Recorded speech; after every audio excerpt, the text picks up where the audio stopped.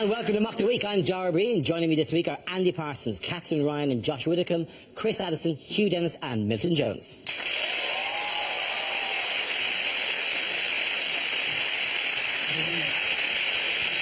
We start with a round call. If this is the answer, what is the question? On the board are 6 categories. Catherine, which category would you like? Politics. OK, politics it is. The answer is 10 billion. What is the question? Is it how many hours of community service will Justin Lee Collins have to do before a girl agrees to date him again? Is it the number of tweets that David Cameron's received through his new Twitter account that include the word tosspot? If the planet Earth wore trousers, what size waist would it take? Well,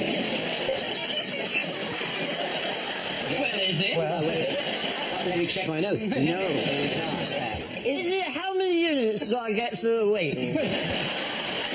Is it, what does 10 million sound like if you say it when you've got a cold? Is it how many STDs are circulating on the Isle of Fernando's? I don't... What? From Take Me Out. I always thought Take Me Out was a show about people who wanted to be assassinated. Is it how many tattoos would I have to look remotely hard? Is it after how many sheep do you know that you're really not going to go to sleep? Is it how many undeserved chances will Rihanna give Chris Brown? Is it how much would Mr. T get if he went to Cash for Gold? Excellent topical reference there. Is it how many sugar puffs can you get in a pillar box?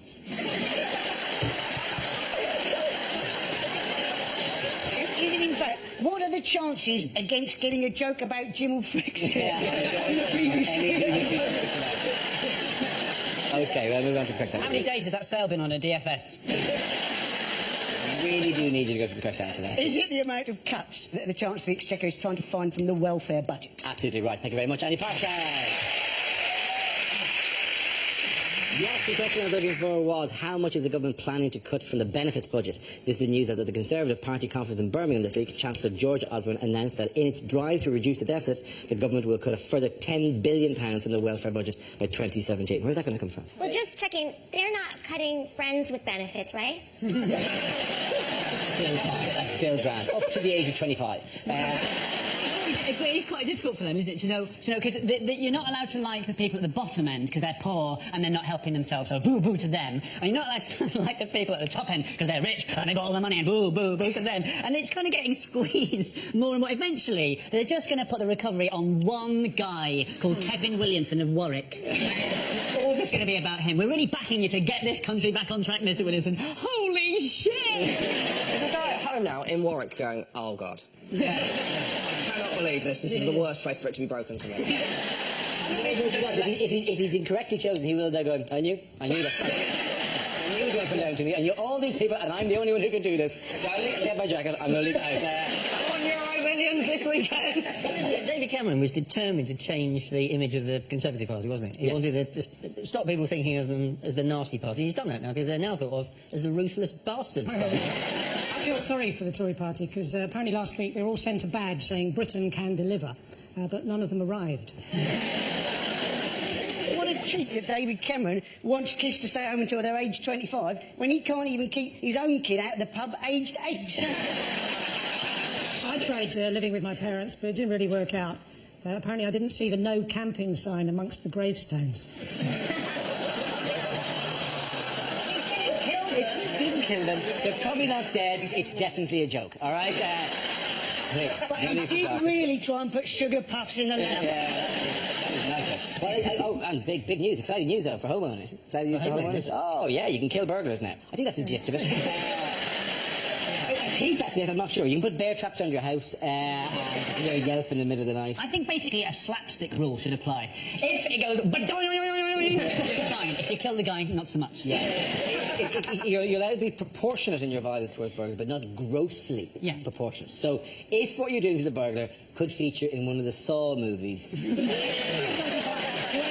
want to go with Laurel and Hardy? party film. Yeah, Try and, you know, whack them by turning around with a ladder, you know, a bucket on their head. Who has received a hero's welcome at the conference? Batman! Yes, the Vera Batman kid. No, not Batman. Oh, Boris. Forrester said he wanted to be tough on crime, and this was after apparently he's had 6 bikes nicked. And you're wondering, has he really had 6 bikes nicked? Or 6 times he just hasn't got a clue where he in fact left? What was the hero's welcome? What did they do for him? They kind of clapped. It wasn't like they threw rose petals or anything like that. They were just very happy to Well, see a him. hero's welcome. You know, in Aladdin, when he's on the elephant and it's, hey, clear the way in the old bazaar. Hey, you, let us see. It's a bright new star. Come be the first on the block to meet his eye. You know, you're gonna love this guy. That's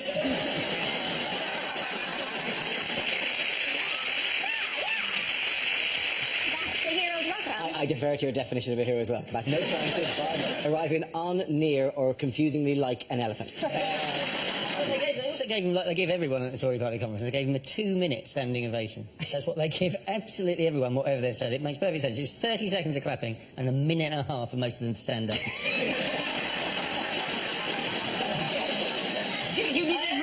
I can do this.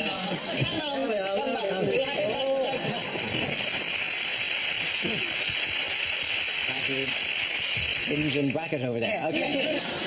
In other news, outside the party conference, what have hospital patients been asked to rate?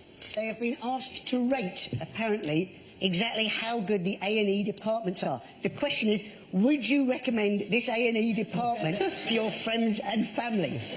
Well, what are you going to say to them? Oh, well, don't worry, you've had an accident. You're going to St Mark's, and that's got a cracking A&E. It's the beginning of Casualty.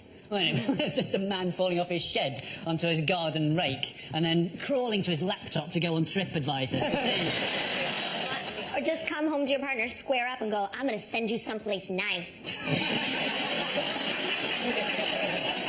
Well, I've never heard domestic violence put quite as charming as that.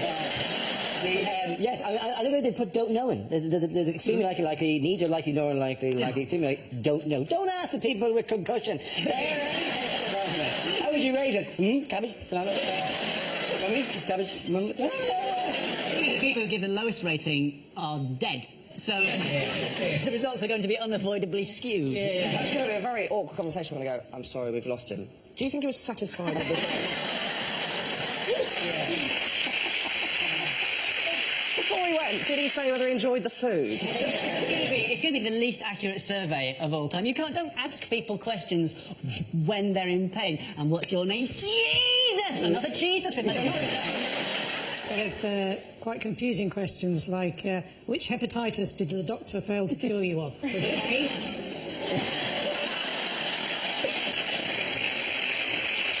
In other news, here's a picture of Illusion's David Blaine performing his latest stunt in New York. Can anyone sum this up with a phrase? Is it, what a stupid stunt? Yeah. Is it giant makes mistake of sitting on lighthouse? And discovers easiest way to charge a new iPhone? Yeah. Is it Earth, Wind, and Douchebag? I'm saying I wish I'd never started changing this light bulb. Is this what they used to keep Bruce Forsyth alive? Remember, keep me plugged in. He's in fact all right, but the dove up his sleeve with a big finish.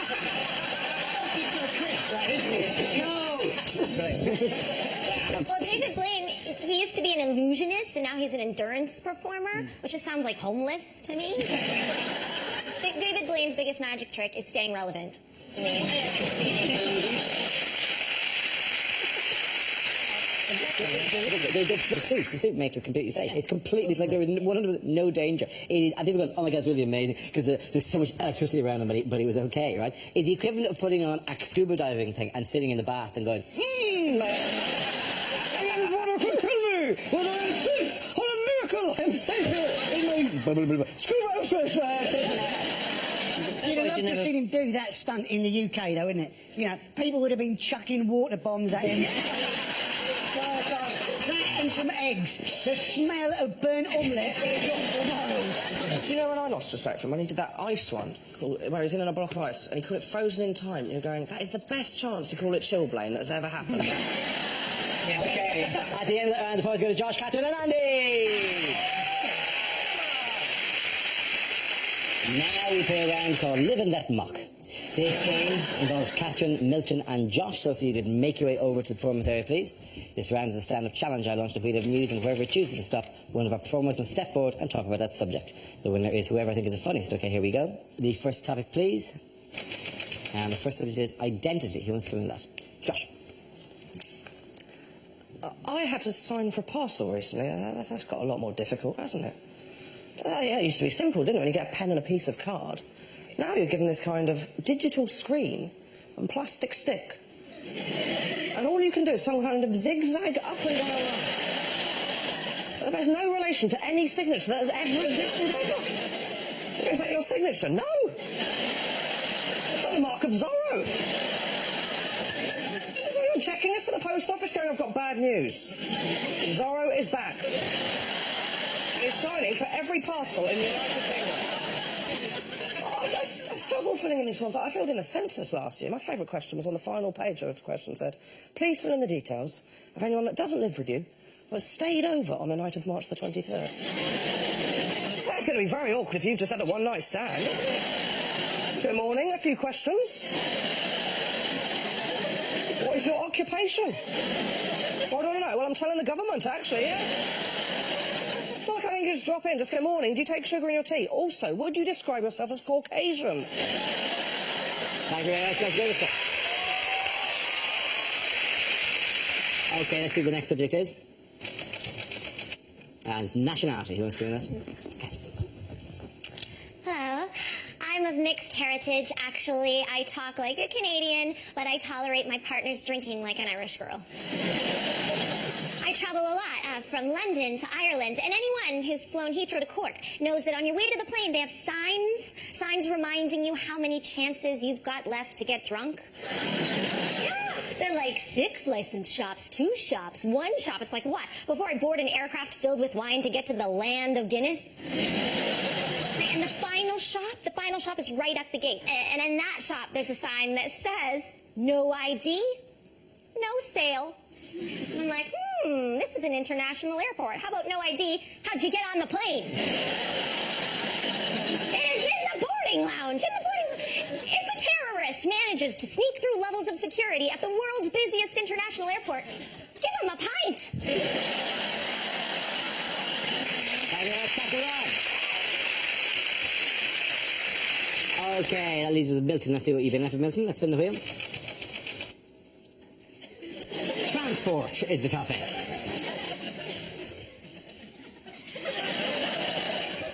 So I've got my own private jet.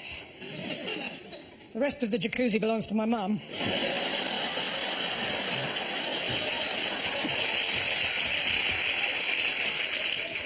If you've got a sat-nav, don't put the name of the company you're visiting into it. I tried to take some mayonnaise back the other day. I ended up in Helmand Province.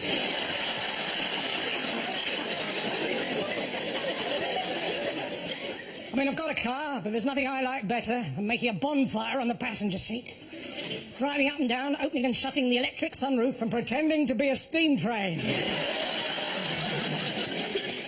My uncle, he was a taxi driver, but then one day he left home without any indication.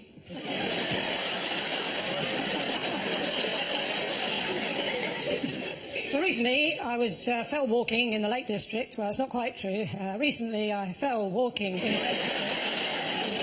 I was going to tell someone, but the pillar box was full of sugar puffs. Go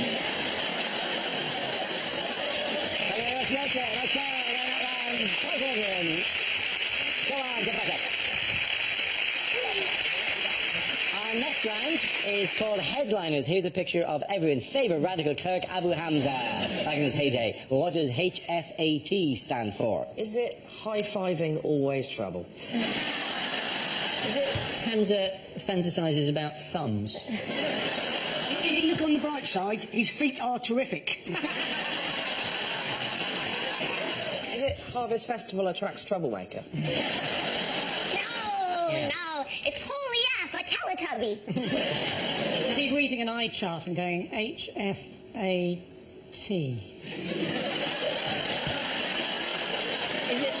Is it Harlow finally appoint town crier? Is it what the British authorities said to him when they said goodbye? Is it, have fun, Abu, ta-ra? Is it what happens when he tries to do head, shoulders, knees and toes? Head, Okay, it's the start of his sermon, isn't it?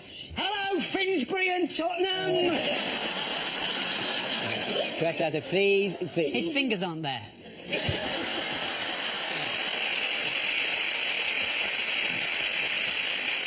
The H stands for Hamza. I think it's Hamza faces American trial, probably.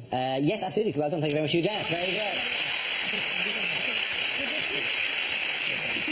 Yes, the answer I was looking for was Hamza faces American trial. This is the news after 8 years of fighting extradition. Radical preacher and former nightclub bouncer Abu Hamza has been deported to America to face trial on terrorism charges. It follows a recent revelation that even the Queen was concerned that Abu Hamza had remained in the UK for such a long period of time. Will you miss him? Well, lawyers were saying, weren't they, that they thought it was cruel to extradite him now, just before the panto season started. I think it was right in the end. I mean, I'm as fond of hate preaching as the next man, but I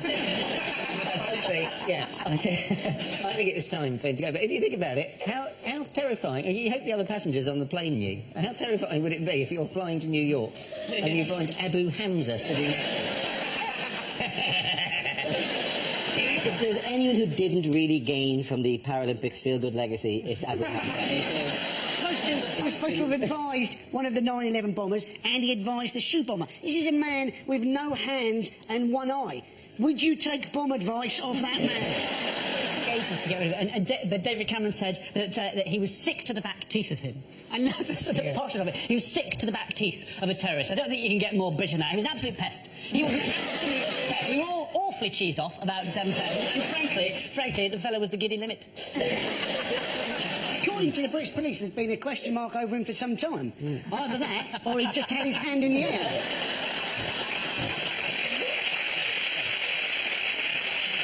Enjoy them while they're still hot.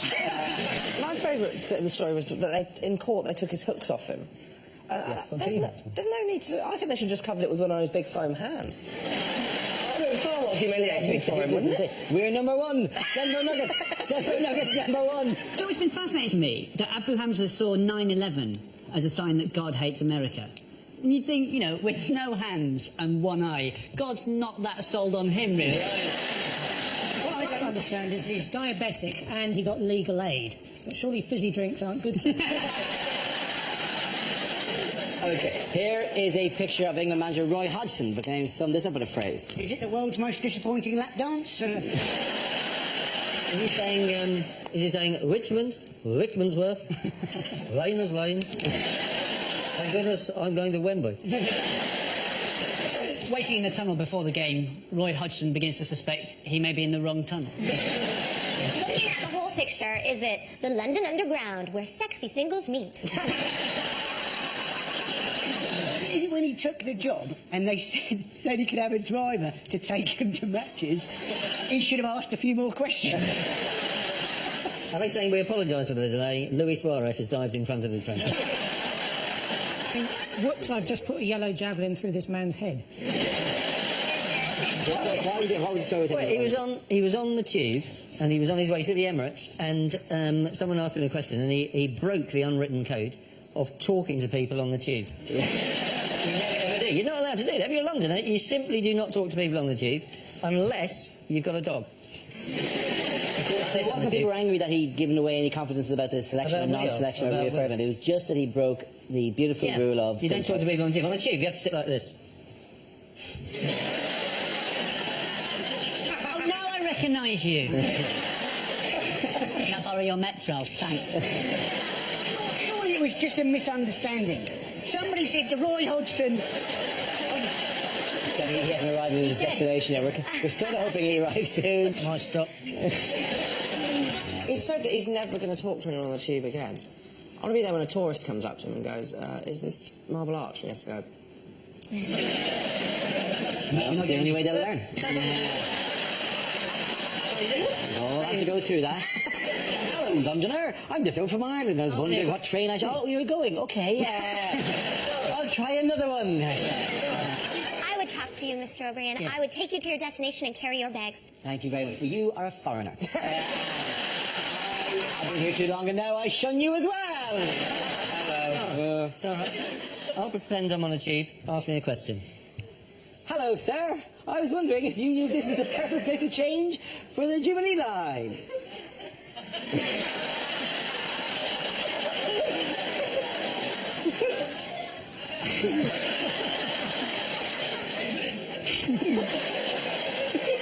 Excuse me, I was wondering if this is the right place for... I want to get to Buckingham Palace.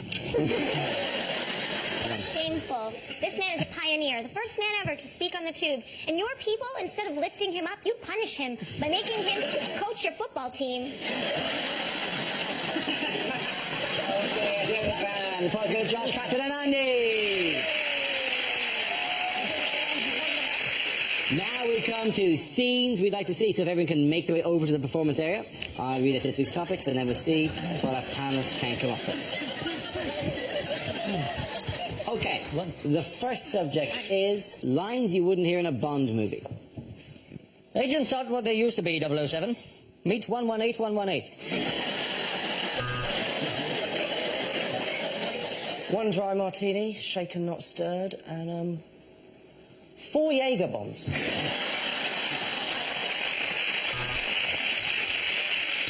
So, Bond, we're really pushing product placement in this film. So here's your new secretary, Miss MoneySupermarket.com.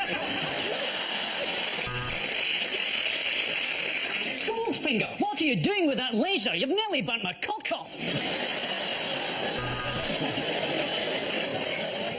So, laser guided, fires at will. Lovely in the hand, incredible repeat speed. Tell me, Mr. Bond, where'd you get a penis like this?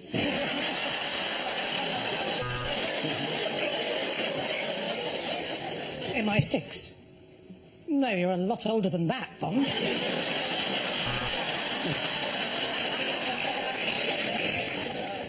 Aha, Mr. Bond. It appears that somebody has stolen my cat.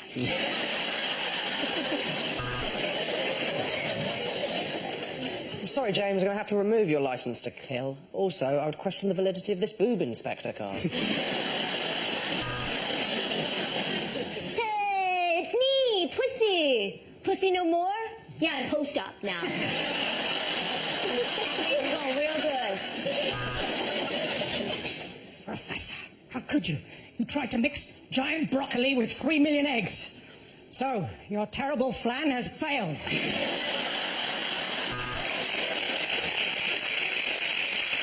And this watch that fires bullets, and I'm afraid that's all the gadgets I can give you, Bond. I'm the 8 items or less queue. I think you may need an eye test, Bond. That sex-mad blonde you've been shagging in the embassy is Julian Assange.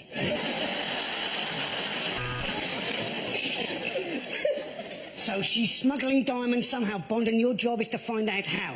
Just go to the hotel reception and ask for Fanny Vajazzle.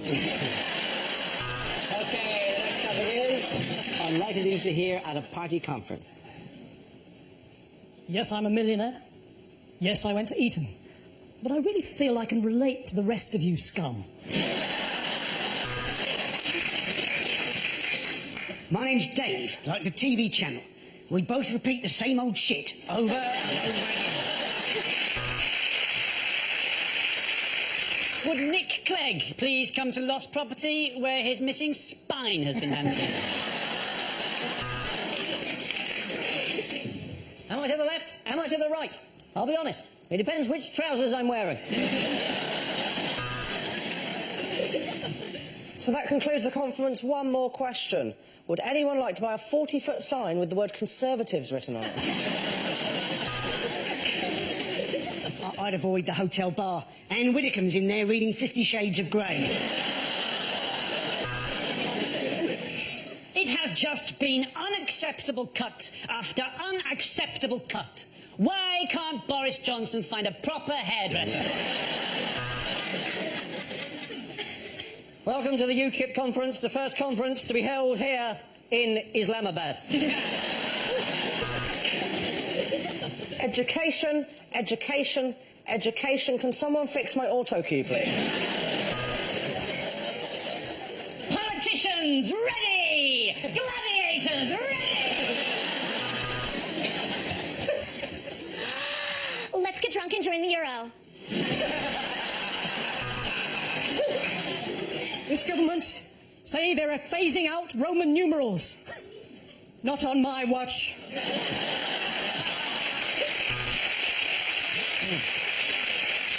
There have never been enough women in this party, and that is why, from this afternoon, you can call me Stephanie. Our strategy for this Labour conference is embrace the geek, and not, as I said earlier, release the gimp.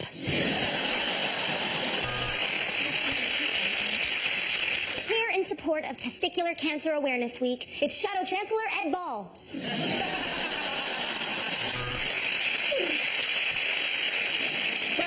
I don't know about you, but I have swallowed so much semen this weekend.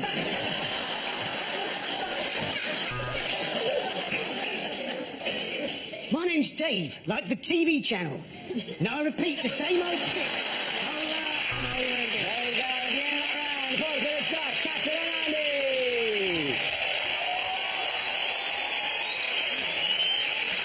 Okay, that's the end of the show. This week's winners are Andy Parsons, Catherine Ryan and Josh Widdicombe. Commiserations to Chris Anderson, Hugh Dennis and Milton Jones. Thanks for watching. I'm Gary Green. Good night.